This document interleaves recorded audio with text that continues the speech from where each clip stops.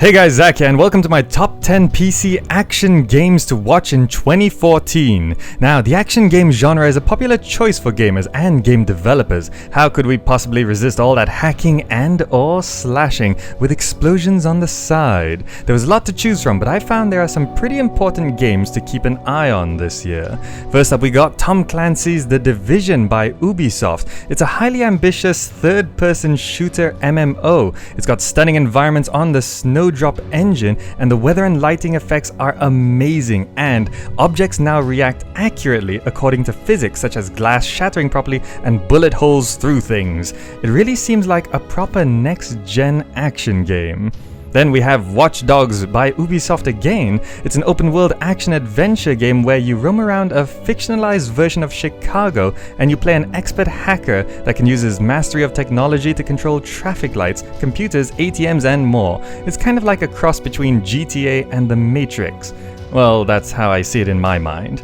Up next, we got Transistor by Supergiant Games, a science fiction action RPG from the makers of Bastion. You play Red, a young singer who comes across a mysterious transistor that's a powerful and intelligent sword. The game combines free movement in real time with a planning mode, requiring both your ability to control and strategize the combat in this game. Then we have Hotline Miami 2 Wrong Number by Dennaton Games, a sequel to the original Hotline Miami. It's a 2D top-down action game that takes place before and after the events of the original game. You go through levels killing everyone in sight in this fast-paced yet requires some planning game. Although it has a retro art style, the violence is pretty graphic, so be prepared for a lot of red pixels on your screen. Then a notable release on the PC this year is GTA 5 by Rockstar North. It's an open-world action-adventure game set in a fictionalized modern California. If you haven't played the console version, then this is definitely worth picking up, especially for its modding potential. But if you've already played it, then you might want to think twice before buying it again.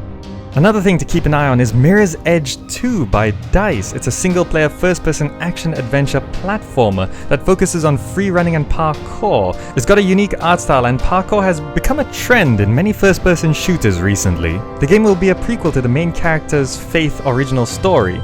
Development has been rocky, and I'm still in doubt if Mirror's Edge 2 will be up to the standards of the first game, so you better stay tuned on this one. Next up, we have Mad Max by Avalance. It's a post-apocalyptic vehicular combat game set in an open-world environment. We haven't seen much so far, but I expect we can hope to see lots of cars, lots of guns, and lots of cars with guns in a Fallout-esque environment. Then we have War of the Vikings by Fatshark. It's a third-person multiplayer game with up to 64 players on the map, and it's from the developers of War of the Roses. It's an action game where you take control of a single Viking or Saxon, and melee and ranged combat that's highly skill-based is kind of the focus. You can customize your profile from armor style, heraldry, painting, perks, and even beards. Next up, we got Thief by Eidos Montreal, a first-person stealth game originally titled Thief 4 and now confusingly titled just Thief. It is a game where you need to overcome a variety of challenges and violence is left as a minimally effective last resort. Choices will be important and multiple approaches is the name of the game here. Expect sneaking, pickpocketing, distraction, running, and some killing. And finally, we have Overgrowth by Wolfire Games. It's an anthropomorphic third-person action game, which is probably the most fun to keep track of thanks to the regular development update videos on the Wolfire Games YouTube channel. Overgrowth has an amazingly unique fighting system that's based around context-sensitive attacks, reversals, high mobility, and the environment. You have to see it to really get it, so if you haven't already, go check it out.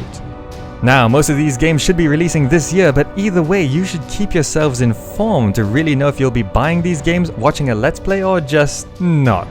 Alright, that wraps up my top 10 PC action games to watch in 2014. Hope you enjoyed the video, and if you did, drop me a like or share it with your friends. The support is always appreciated. Thanks so much for watching, and I'll see you in the next video.